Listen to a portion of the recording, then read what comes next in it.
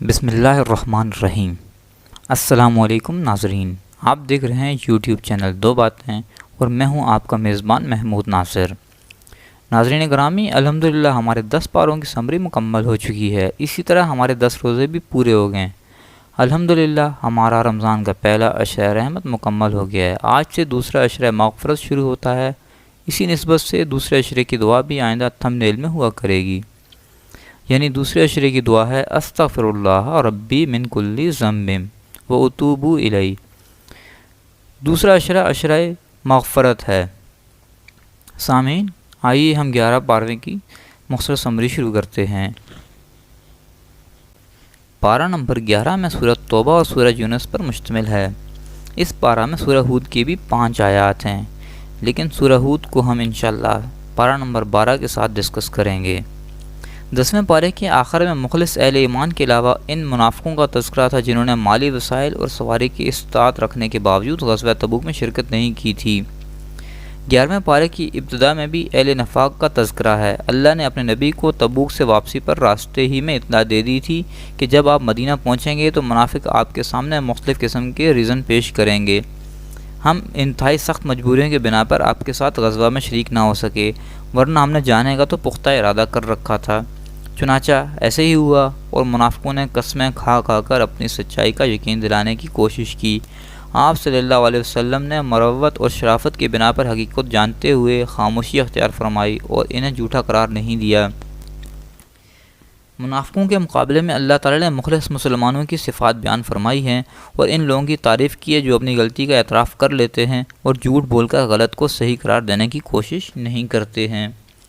درمیان میں پھر منافقوں کا ذکر آ گیا ہے جنہوں نے اسلام کو ضرر پہنچانے کے لیے کفر کے فروغ اور مسلمانوں کے درمیان تفرقہ ڈالنے کے لیے مسجد زرار تعمیر کی اور حضور اکرم صلی اللہ علیہ وسلم سے اس کے افتتاح کی درخواست کی تھی، مگر اللہ نے اپنے نبی کو اس مسجد میں کھڑا ہونے سے منع فرما دیا۔ چنانچہ اس مسجد کو آپ صلی اللہ علیہ وسلم کے حکم سے جلا کر راکھ کر دیا گیا۔ اسی صورت میں آگے ان اہل ایمان کا تذکرہ ہے جو اپنے مال اور اپنی جانیں حصول جنت کے لیے اللہ کی راہ میں وقف کر چکے ہیں۔ ان اہل ایمان کی 9 ایسی صفات ذکر کی گئی ہیں جو ہر مومن کو اپنے اندر پیدا کرنے کی کوشش کرنی چاہیے۔ یہ 9 صفات اس طرح ہیں: نمبر 1 توبہ کرنے والے ہیں، نمبر 2 عبادت کرنے والے ہیں، نمبر 3 حمد کرنے والے ہیں، نمبر 4 روزہ رکھنے والے ہیں، نمبر 5 رکوع کرنے والے ہیں، نمبر 6 سجدہ کرنے والے ہیں، نمبر 7 نیک کاموں کا حکم دینے والے ہیں، نمبر 8 بری باتوں سے منع کرنے والے ہیں، اور آخری جو نمبر 9 ہے اللہ کی حدوں کی حفاظت کرنے والے ہیں۔ غزوہ تبوک میں شرکت سے جو لوگ محروم رہ گئے تھے ان میں 3 ایسے مخلص مسلمان بھی تھے جن کے اخلاص اور ایمان میں کسی کو شک نہیں تھا، یعنی حضرت کعب بن مالک اور دوسرے صحابی حلال بن امیہ اور تیسرے صحابی مرارہ بن ربیع رضوان اللہ علیہ اجمعین۔ ان تینوں نے کوئی عذر نہیں تراشا بلکہ صاف صاف اعتراف کر لیا کہ پیچھے رہ جانے میں سراسر ہماری اپنی غلطی، سستی اور کاہلی کو دخل تھا۔ ان کے معاملے کو الگ رکھا گیا، یہاں تک کہ 50 دن تک ان کا بائیکاٹ بھی کیا گیا، لیکن پھر انہیں سچ بولنے کی وجہ سے ایسا نوازا گیا کہ ان کی توبہ کی قبولیت کا اعلان وحی کے ذریعے کیا گیا۔ یہ اعلان ان کے لیے اتنی بڑی بشارت تھی کہ خود رسول اللہ صلی اللہ علیہ وسلم نے حضرت کعب بن مالک سے خطاب کرتے ہوئے فرمایا تھا کہ جب سے تمہیں تمہاری والدہ نے جنا ہے، آج سے زیادہ بہتر اور مبارک دن تم پر نہیں آیا۔ اس کے بعد اگلی آیات میں اہل ایمان کو 4 اہم باتوں کی تاکید کی گئی ہے۔ پہلی تاکید یہ ہے کہ وہ خفیہ اور اعلانیہ تقوی کو لازمی پکڑے رکھیں۔ دوسری تاکید یہ ہے کہ وہ اہل نفاق سے دور رہتے ہوئے صرف سچے لوگوں کی صحبت اختیار کریں۔ تیسری تاکید یہ ہے کہ وہ رزق کی تنگی اور کشادگی میں اللہ کے رسول کو اپنے اوپر ترجیح دیں۔ آخری اور چوتھی تاکید بات حقیقت میں اللہ کی طرف سے وعدہ ہے کہ ہر قسم کی عبادت اور اطاعت کا اللہ کی طرف سے اجر مل کر رہے گا، اور یہ کہ اللہ کے دین کے لیے جس قدر مشقت اٹھائی گئی اتنا ہی اجر و ثواب عطا ہوگا۔ اس صورت میں آگے جہاد کی فضیلت اور اہمیت کے باوجود حکم دیا گیا ہے کہ سارے مسلمانوں کو جہاد میں نہیں چلا جانا چاہیے، بلکہ کچھ لوگوں کو حضور اکرم صلی اللہ علیہ وسلم کی خدمت میں موجود رہنا چاہیے تاکہ آپ سے دین کی سمجھ حاصل کریں۔ اسلام کو اپنی دعوت کی ابتدا میں جیسے دشمنوں کی طاقت توڑنے کے لیے جہاد کی ضرورت تھی، یوں ہی ان بنیادوں کو بھی ضرورت تھی جن پر اسلامی مملکت کی عمارت کھڑی کی جا سکے۔ اس مقصد کے لیے شرعی احکام کے نزول کا سلسلہ مستقل جاری تھا، اور حضور اکرم صلی اللہ علیہ وسلم ایسے افراد کی تیاری میں ہمہ مصروف تھے جو مستقبل کے مدرس، مربی، معلم، قاضی، حاکم، عامل اور منتظم بن سکیں۔ اس لیے حکم دیا گیا کہ مسلمانوں کی متعدد تعداد کو مدینہ میں ہی رہنا چاہیے تاکہ وہ دین کی سمجھ حاصل کر سکیں۔ اسلامی مملکت کی ضروریات سے قطع نظر علم دین حاصل کرنا بھی بہت بڑا عمل ہے۔ اس کے لیے حضور اکرم صلی اللہ علیہ وسلم نے فرمایا، جس کے ساتھ اللہ بھلائی کا ارادہ کرتا ہے اسے دین کی سمجھ عطا فرما دیتا ہے۔ یہ بھی آپ صلی اللہ علیہ وسلم کا ارشاد گرامی ہے کہ ایک فقیہ شیطان پر 1000 عابد سے زیادہ بھاری ثابت ہوتا ہے۔ جہاد کے لیے ایک اہم اصول یہ بتایا گیا ہے کہ قریب کے کفار سے جہاد کرتے ہوئے اس کا دائرہ دور تک وسیع کیا جائے۔ سورہ توبہ کی آخری آیات میں دوبارہ منافقین کی مذمت کی گئی ہے کہ ان حرمہ نصیبوں کو قرآن سے بھی کچھ فائدہ حاصل نہیں ہوتا، بلکہ فکر و عمل کے اعتبار سے ان کی نجاست ہی میں اضافہ ہوتا ہے۔ اور اس صورت کی آخری آیت میں اللہ تعالیٰ نے ہمارے آقا صلی اللہ علیہ وسلم کی تعریف بیان فرمائی ہے اور آپ کے لیے اپنا اسماء حسنہ میں سے 2 نام منتخب فرمائے ہیں، یعنی رؤوف اور رحیم، اور اس میں شک نہیں کہ آپ اپنی امت بلکہ ساری انسانیت کے حق میں بے حد شفیق اور مہربان تھے۔ حضرت ابن عباس رضی اللہ تعالیٰ عنہ فرماتے ہیں کہ اللہ تعالیٰ نے اپنے ناموں میں سے یہ 2 نام آپ کے سوا کسی کے لیے بھی جمع نہیں فرمائے۔ اس کے بعد سورہ یونس شروع کرتے ہیں۔ سورہ یونس مکی ہے، اس میں 119 آیات ہیں اور 11 رکوع ہیں۔ چونکہ اس صورت میں حضرت یونس علیہ السلام کی قوم کا قصہ مذکور ہوا ہے، اس لیے اس صورت کا نام حضرت یونس علیہ السلام کے نام پر سورہ یونس رکھا گیا ہے۔ اس صورت میں ایمان کی بنیادی ارکان اور عقائد اور بالخصوص قرآن کریم سے بحث کی گئی ہے۔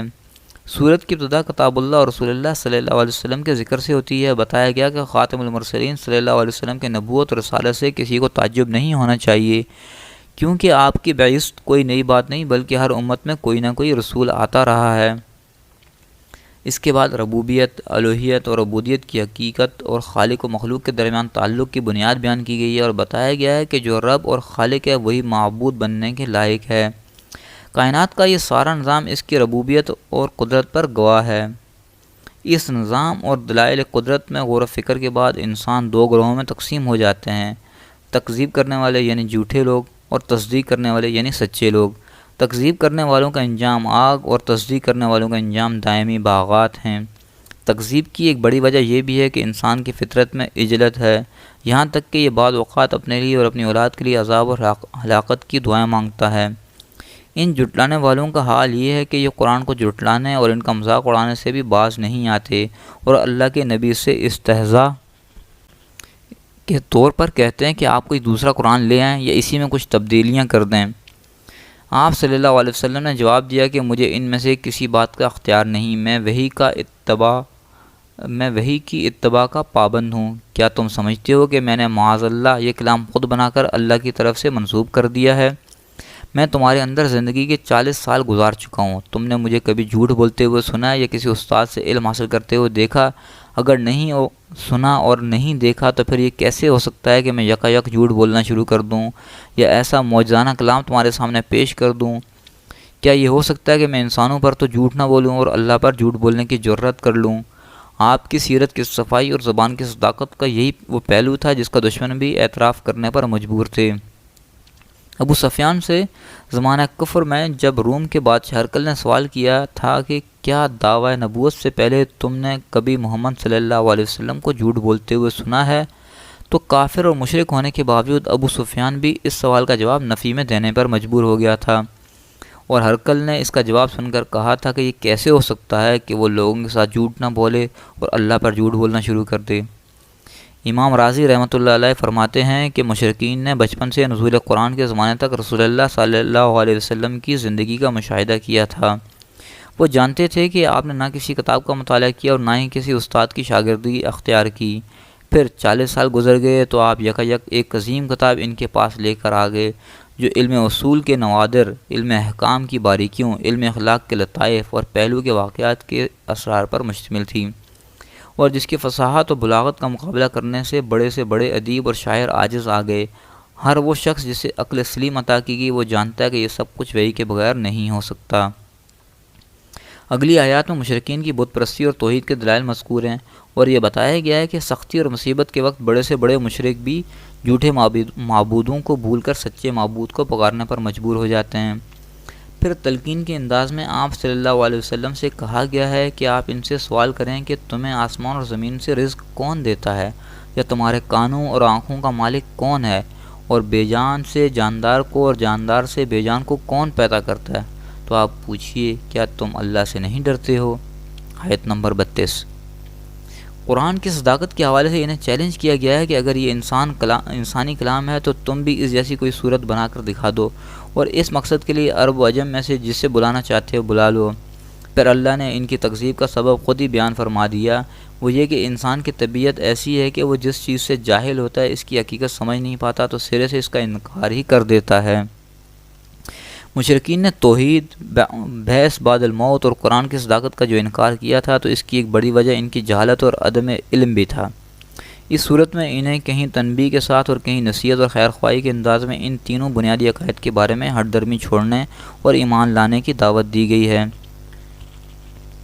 قرآن کریم کی اعلیٰ صفات بیان کرتے ہوئے فرمایا، اے لوگو، تمہارے پاس تمہارے رب کی طرف سے نصیحت، دلوں کی بیماری کی شفا اور ایمان والوں کے لیے ہدایت اور رحمت آ پہنچی ہے، تو کہہ دیجئے کہ یہ کتاب اللہ کے فضل اور اس کی رحمت سے نازل ہوئی ہے، تو چاہیے کہ لوگ اس سے خوش ہوں، یہ اس مال و دولت سے کہیں بہتر ہے جسے وہ جمع کرتے ہیں۔ توحید کے دلائل، بعث بعد الموت کا یقینی ہونا اور قرآن کریم کی صداقت بیان کرنے اور مشرکین کی تردید کے بعد عبرت اور نصیحت کے لیے 3 قصے بیان فرمائے گئے ہیں، جن میں سے پہلا قصہ شیخ الانبیاء حضرت نوح علیہ السلام کا ہے، جن کی عمر اور زمانہ تبلیغ تمام انبیاء علیہ السلام سے زیادہ طویل، مگر ان کے اتباع کرنے والے سب سے کم ہیں۔ دوسرا قصہ حضرت موسیٰ علیہ السلام اور حضرت ہارون علیہ السلام کا ہے، جنہوں نے فرعون جیسے خدائی کے دعوے دار کا مقابلہ کیا۔ اور تیسرا قصہ یونس علیہ السلام کا ہے، اور انہی کے نام پر اس سورت کا نام رکھا گیا ہے۔ قرآن کریم میں حضرت یونس علیہ السلام کا صراحتاً نام 4 جگہ آیا ہے، اور 2 مقامات پر انہیں مچھلی والے کی صفت کے ساتھ ذکر کیا گیا ہے۔ وہ اپنی قوم کے ایمان سے مایوس اور اللہ کے عذاب آنے کو یقینی دیکھ کر نینوا کی سرزمین چھوڑ کر چلے گئے۔ آگے جانے کے لیے جب وہ کشتی میں سوار ہوئے تو کشتی والوں نے سمندر میں طغیانی کی وجہ سے انہیں سمندر میں پھینک دیا۔ ایک بڑی مچھلی نے انہیں نگل لیا۔ اللہ نے انہیں مچھلی کے پیٹ میں بھی زندہ رکھا۔ بالآخر چند روز بعد مچھلی نے انہیں ساحل پر اگل دیا۔ ادھر یہ ہوا کہ ان کی قوم کے مرد اور عورتیں، بچے اور بڑے سب صحرا میں نکل گئے، اور انہوں نے آوازاری اور توبہ استغفار شروع کر دیا اور سچے دل سے ایمان قبول کر لیا، جس کی وجہ سے اللہ کا عذاب ان سے ٹل گیا۔ یہ 3 قصے ذکر کرنے کے بعد مشرکین کو تنبیہ کی گئی کہ اگر وہ کفر و شرک سے باز نہ آئے تو قیامت سے پہلے ہی ان پر عذاب آ سکتا ہے۔ حضور اکرم صلی اللہ علیہ وسلم اور مومنین کو بشارت سنائی گئی ہے کہ اللہ کی مدد قریب ہے، اور یہ ہماری سنت ہے کہ ہم بالآخر اہل ایمان کو نجات دیتے ہیں۔ جیسے سورہ یونس ابتدا قرآن حکیم کے ذکر سے ہوئی، اسی طرح اس کی انتہا بھی اسی سچی کتاب کی اتباع اور پیروی کے حکم پر ہو رہی ہے۔ ارشاد ہوتا ہے، فرما دیجئے اے انسانوں، تمہارے پاس تمہارے پروردگار کی طرف سے حق قرآن آ چکا ہے۔ جو کوئی ہدایت حاصل کرتا ہے تو اس ہدایت کا فائدہ اسی کو ہوگا، اور جو گمراہی اختیار کرتا ہے تو اس گمراہی کا وبال اسی پر پڑے گا، اور میں تم پر وکیل نہیں ہوں۔ اور اے پیغمبر، آپ اسی کی اتباع کیجئے جو کلام آپ کی طرف وحی کیا جاتا ہے، اور صبر کے لیے یہاں تک کہ اللہ فیصلہ کر دے گا، اور وہ سب سے بہتر فیصلہ کرنے والا ہے۔ الحمدللہ یہاں پر 11ویں پارے کی سمری مکمل ہوتی ہے۔ آخر میں ناظرین محترم، آپ سے گزارش ہے کہ ہمارے چینل کو سبسکرائب کریں اور ہمیں کمنٹس کریں اور ہماری ویڈیوز کو لائک اور شیئر کریں۔ آج بس اتنا ہی، کل ملتے ہیں انشاءاللہ پارہ نمبر 12 کی سمری کے ساتھ۔ اس وقت تک اللہ حافظ۔